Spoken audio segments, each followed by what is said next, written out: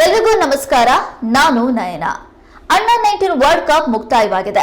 ವಿಶ್ವ test championship 2023 final ಹಾಗೂ 2023ರ ಏಕದಿನ ಫೈನಲ್ನಲ್ಲಿ ಭಾರತ ತಂಡವನ್ನು ಸೋಲಿಸಿದ್ದ ಆಸ್ಟ್ರೇಲಿಯಾ ಇದೀಗ ಅಂಡರ್ 19 ವಿಶ್ವಕಪ್ನಲ್ಲೂ ಟೀಂ ಇಂಡಿಯಾಗೆ ಮುಳುವಾಗಿದೆ. ಅಂತಿಮ ಹಣಾಹಣಿಯಲ್ಲಿ ಭಾರತ ತಂಡವನ್ನ ಮಣಿಸಿ 4ನೇ ಬಾರಿಗೆ ಚಾಂಪಿಯನ್ ಆಗಿ ಹೊರಹೊಮ್ಮಿದೆ. ಭಾನುವಾರ ನಡೆದ 19 ವರ್ಷದೊಳಗಿನವರ ವಿಶ್ವಕಪ್ ಫೈನಲ್ ಪಂದ್ಯದಲ್ಲಿ ಭಾರತವನ್ನ 79 ರನ್ಗಳಿಂದ ಸೋಲಿಸಿ ಕಾಂಗರು ಪಡೆ ವಿಶ್ವಕಪ್ ಅನ್ನ ಮುಡಿಗೇರಿಸಿಕೊಂಡಿದೆ. ಅಷ್ಟಕ್ಕೂ ಸೋಲಿಲ್ಲದೆ ಸರದಾರನಂತೆ ಮುನ್ನುಗ್ತಾ ಇದ್ದ ಭಾರತಕ್ಕೆ ಆಸ್ಟ್ರೇಲಿಯಾ ಸೋಲುಣಿಸಿದ್ದು ಹೇಗೆ? ವಿಶ್ವಕಪ್ನಲ್ಲಿ ಭಾರತ ಎಡವಿದ್ದಲ್ಲಿ ಹಿರಿಯಣ್ಣರ ಹಾದಿಯನ್ನ ಕಿರಿಯಣ್ಣನವರು ತುಳಿದಿದ್ದು ಎಲ್ಲಿ? ಈ ಕುರಿತ ಮಾಹಿತಿಯನ್ನ ನಾವು ನಿಮ್ಗೆ ಕೊಡ್ತೀವಿ. 2024ರ ಅಂಡರ್ 19 ವಿಶ್ವಕಪ್ ಟೂರ್ನಿಯ ಫೈನಲ್ ಪಂದ್ಯ ದಕ್ಷಿಣ ಆಫ್ರಿಕಾದ ಬೆನೋನಿಯಾ ವಿಲೋಮೋರ್ ಪಾರ್ಕ್ನಲ್ಲಿ ನಡೆದಿತ್ತು. ಈ ಪಂದ್ಯದಲ್ಲಿ ಭಾರತ ಮತ್ತು ಆಸ್ಟ್ರೇಲಿಯಾ ತಂಡ ಮುಖಾಮುಖಿಯಾಗಿದ್ವು. ಮೊದಲು ಬ್ಯಾಟ್ ಬೀಸಿದ ಆಸ್ಟ್ರೇಲಿಯಾ ತಂಡ 253 ರನ್ಗಳ ಸವಾಲಿನ ಮೊತ್ತ ನೀಡಿತ್ತು. ಇದನ್ನ ಬೆನ್ನತ್ತಿದ ಭಾರತ 43.5 ಓವರ್ಗಳಲ್ಲಿ 174 ರನ್ ಸಿಡಿಸಿ ಆಟವನ್ನ ಕೈಚೆಲ್ಲಿತ್ತು. ಈ ಟೂರ್ನಿಯಲ್ಲಿ ಭಾರತ ಮಾಡಿದ ಒಂದು ಎಡವಟ್ಟಿನಿಂದ ಫೈನಲ್ನಲ್ಲಿ ಸೋತು ಕಪ್ ಆಸ್ಟ್ರೇಲಿಯಾ ಪಾಲಾಯಿತು. ಈ ಮೂಲಕ ಆಸ್ಟ್ರೇಲಿಯಾ 2012 ಮತ್ತು 2018ರ ಸೋಲಿನ ಸೇಡನ್ನ ತೀರಿಸಿಕೊಳ್ತು. ಆದ್ರೆ 6ನೇ ಬಾರಿಗೆ ಟ್ರೋಫಿಗೆ ಮುತ್ತಿಕ್ಕುವ ಭಾರತದ ಕನಸು ಭಗ್ನವಾಯಿತು. ಫೆಬ್ರವರಿ 11ರಂದು ಬೆನೋನಿಯಾದ ವಿಲೋಮೋರ್ ಪಾರ್ಕ್ ಸ್ಟೇಡಿಯಂನಲ್ಲಿ ನಡೆದ ಪಂದ್ಯದಲ್ಲಿ ಆಸ್ಟ್ರೇಲಿಯಾ ಟಾಸ್ ಸೋತು ಬ್ಯಾಟಿಂಗ್ ಅನ್ನು ಆಯ್ಕೆ ಮಾಡಿಕೊಳ್ಳುತ್ತೆ.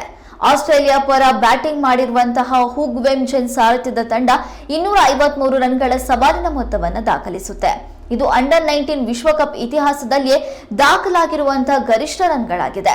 ಇದಕ್ಕೂ ಮುನ್ನ ಇಂಗ್ಲೆಂಡ್ ಕಿರಿಯರ ತಂಡ ಈ ದಾಖಲೆಯನ್ನ ಬರೆದಿತ್ತು. ಅಂದ್ರೆ 242 ರನ್ ಅನ್ನ ಗಳಿಸಿತ್ತು. ಆದ್ರೆ ಆಸ್ಟ್ರೇಲಿಯಾ ತಂಡ 2024ರ ವಿಶ್ವಕಪ್ನಲ್ಲಿ ಈ ದಾಖಲೆಯನ್ನ ಮುರಿಯುತ್ತೆ. ಇನ್ನು ಆಸ್ಟ್ರೇಲಿಯಾ ಕಿರಿಯರ ಕ್ರಿಕೆಟ್ ತಂಡದ ಆತ್ಮವಿಶ್ವಾಸವನ್ನ ಈ ದಾಖಲೆಯನ್ನ ಮುರಿಯುವ ಮೂಲಕ ಜಾಸ್ತಿ ಮಾಡಿಕೊಳ್ಳುತ್ತೆ. ಸೆಮಿಫೈನಲ್ನಲ್ಲಿ ಅತಿಥೇಯ ದಕ್ಷಿಣ ಆಫ್ರಿಕಾ ವಿರುದ್ಧ ಇಂಥದ್ದೇ ಒಂದು ರೋಚಕ ರನ್ ಚೇಸ್ನಲ್ಲಿ 2 ವಿಕೆಟ್ಗಳಿಂದ ಗೆದ್ದು ಬೀಗಿದ್ದ ಭಾರತ ಈ ರನ್ ಚೇಸ್ ಮಾಡ್ತೇನೆ ಅಂತ ಆತ್ಮವಿಶ್ವಾಸದಿಂದ ಅಖಾಡಕ್ಕೆ ಇಳಿಯುತ್ತೆ. ಆದ್ರೆ ಅದ್ಯಾಕೋ ಏನೋ ಇಲ್ಲಿ ಭಾರತದ ಅದೃಷ್ಟ ಕೈ ಹಿಡಿಲಿಲ್ಲ. ಓಪನರ್ ಆಶಿನ್ ಕುಲಕರ್ಣಿ ವಿಕೆಟ್ ಪತನದ ಬಳಿಕ ಭಾರತ ತಂಡ ರಕ್ಷಣಾತ್ಮಕ ಬ್ಯಾಟಿಂಗ್ಗೆ ಮುಂದಾಯಿತು. ಮತ್ತೊಬ್ಬ ಓಪನರ್ ಆದರ್ಶ್ ಸಿಂಗ್ 77 ಎಸೆತಗಳಲ್ಲಿ 47 ರನ್ ಗಳಿಸಿ ತಂಡವನ್ನ ಮೇಲೆತ್ತುವ ಪ್ರಯತ್ನ ಮಾಡಿದ್ರು.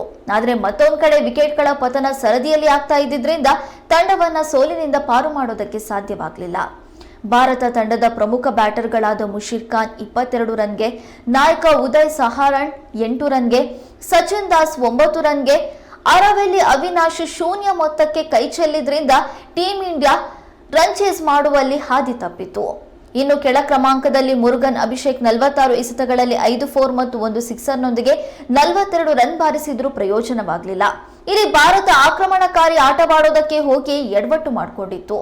ಇನ್ನು ಆಸ್ಟ್ರೇಲಿಯಾ ಪರ ಫೈನಲ್ ಪಂದ್ಯದಲ್ಲಿ ಅದ್ಭುತ ಬೌಲಿಂಗ್ ಪ್ರದರ್ಶನ ನೀಡಿದ ಮಾಹಿರ್ ಬಿಯರ್ಮನ್ 15ಕ್ಕೆ 3 ವಿಕೆಟ್ ಪಡೆದು ಭಾರತ ತಂಡದ ಬ್ಯಾಟಿಂಗ್ ಬಲವನ್ನ ಅಡಗಿಸಿದ್ರು. ಇದಕ್ಕೂ ಮುನ್ನ ರಾಫ್ ಮ್ಯಾಕ್ ಮಿಲನ್ 43 ರನ್ಗೆ 3 ವಿಕೆಟ್ ಪಡೆದು ಭಾರತಕ್ಕೆ ಆಘಾತವನ್ನ ಉಂಟು ಮಾಡಿದ್ರು.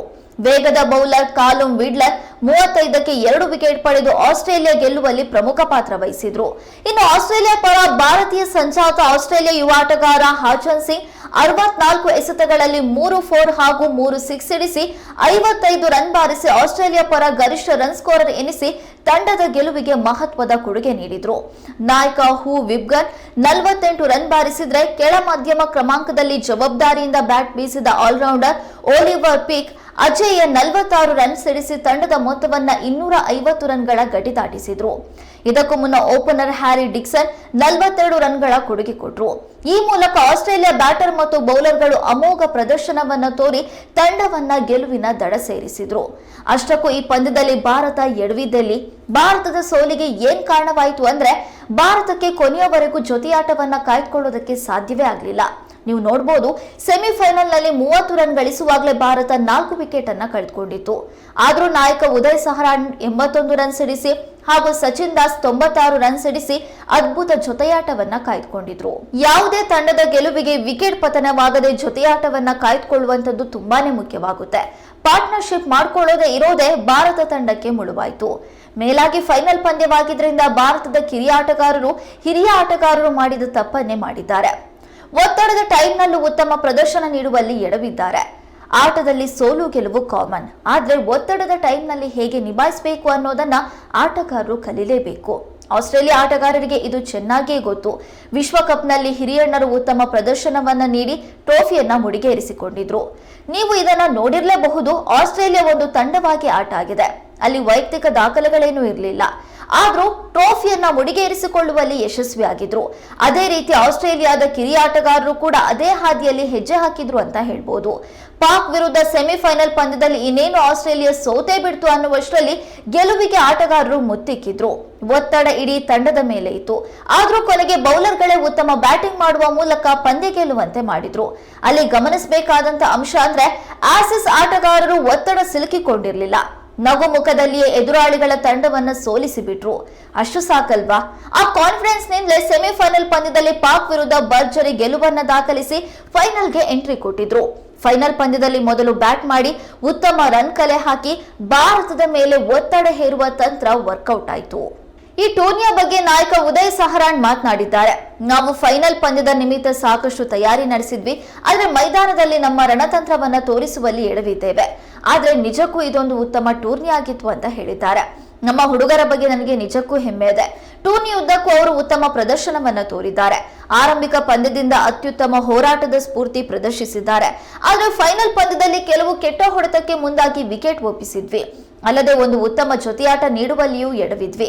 ಫೈನಲ್ ಪಂದ್ಯಕ್ಕಾಗಿ ನಾವು ಸಾಕಷ್ಟು ತಯಾರಿ ನಡೆಸಿದ್ವಿ, ಆದ್ರೆ ಆ ಯೋಜನೆಗಳನ್ನ ಮೈದಾನದಲ್ಲಿ ತೋರಿಸುವುದಕ್ಕೆ ಸಂಪೂರ್ಣವಾಗಿ ಎಡವಿದ್ದೇವೆ. ಈ ಸೋಲಿನಿಂದ ಸಾಕಷ್ಟು ಪಾಠವನ್ನ ಕಲಿತಿದ್ದೇವೆ. ನಾವು ಈ ಟೂರ್ನಿಯಲ್ಲಿ ತರಬೇತಿ ಸಿಬ್ಬಂದಿಯಿಂದ ಕ್ರಿಕೆಟ್ನ ಸಾಕಷ್ಟು ಅಂಶಗಳನ್ನ ಕಲಿತಿದ್ದೇವೆ. ಇನ್ನು ಮುಂದೆಯೂ ಕಲಿಯುತ್ತಾ ಸಾಗುತ್ತೇವೆ ಎಂದು ಉದಯ್ ಸಹರಾಣ್ ಹೇಳಿದ್ದಾರೆ. ಏನೇ ಆದ್ರೂ ಭಾರತೀಯರು ಸ್ವಲ್ಪ ಎಚ್ಚರಿಕೆಯಿಂದ ಆಟವಾಡಿದ್ರೆ ಬಹುಶಃ ಟೂರ್ನಿಯನ್ನ ಗೆಲ್ಲಬಹುದಿತ್ತು ಅನ್ಸುತ್ತೆ. ಇಡೀ ಭಾರತೀಯರು 2023ರ ವಿಶ್ವಕಪ್ನಲ್ಲಿ ಭಾರತದ ಸೋಲನ್ನ ಈ ಅಂಡರ್-19 ವರ್ಲ್ಡ್ ಕಪ್ ನಲ್ಲಿ ತೀರಿಸಿಕೊಳ್ಬೇಕು ಅಂತ ಕಾಯ್ತಿದ್ರು. ಆದ್ರೆ ಇಲ್ಲಿಯೂ ಕಾಂಗರೂ ಪಡೆಯನ್ನ ಕಟ್ಟಿ ಹಾಕೋದಕ್ಕೆ ಭಾರತ ಎಡವಿದೆ. ಈ ಮೂಲಕ ಕೋಟ್ಯಾನುಕೋಟಿ ಭಾರತೀಯರಿಗೆ ಸ್ವಲ್ಪ ಬೇಸರವಾಗಿದ್ದಂತೂ ನಿಜ. ಆದ್ರೂ ಭಾರತ ಟೂರ್ನಿ ಉದ್ದಕ್ಕೂ ಅದ್ಭುತ ಪ್ರದರ್ಶನಗಳನ್ನ ನೀಡಿದೆ. ಹಿರಿಯರ ವಿಶ್ವಕಪ್ ಪಂದ್ಯದಲ್ಲೂ ಟೀಂ ಇಂಡಿಯಾ ಯಾವುದೇ ಪಂದ್ಯವನ್ನ ಸೋಲದೆ ಫೈನಲ್ ಪಂದ್ಯದಲ್ಲಿ ಆಸ್ಟ್ರೇಲಿಯಾ ವಿರುದ್ಧ ಸೋಲು ಕಂಡಿತು. ಇಲ್ಲೂ ಕೂಡ ಕಿರಿಯರ ವರ್ಲ್ಡ್ ಕಪ್ ನಲ್ಲಿ ಯಾವುದೇ ಪಂದ್ಯವನ್ನ ಸೋಲದೆ ಫೈನಲ್ ಪಂದ್ಯದಲ್ಲಿ ಭಾರತ ತಂಡ ಸೋತಿದೆ. ಅದೇನೇ ಇದ್ರೂ ಒತ್ತಡದ ಟೈಮ್ ನಲ್ಲಿ ಹೇಗೆ ಬ್ಯಾಟ್ ಮಾಡಬೇಕು, ಜೊತೆಯಾಟ ಆಡೋದು ಹೇಗೆ, ಎದುರಾಳಿಗಳ ವಿರುದ್ಧ ರಣತಂತ್ರ ರೂಪಿಸಬೇಕಾದಂತ ಅವಶ್ಯಕತೆ ಭಾರತ ತಂಡಕ್ಕೆ ಇದೆ. ಭವಿಷ್ಯದಲ್ಲಿ ಭಾರತ ತಂಡದ ಆಟಗಾರರು ಒತ್ತಡದ ಟೈಮ್ ನಲ್ಲಿ ಉತ್ತಮ ಪ್ರದರ್ಶನ ಮಾಡೋದನ್ನ ಕಲಿತ್ರೆ ಜಯ ಕಟ್ಟಿಟ್ಟ ಬುತ್ತಿ ಅಂತಲೇ ಹೇಳ್ಬಹುದು.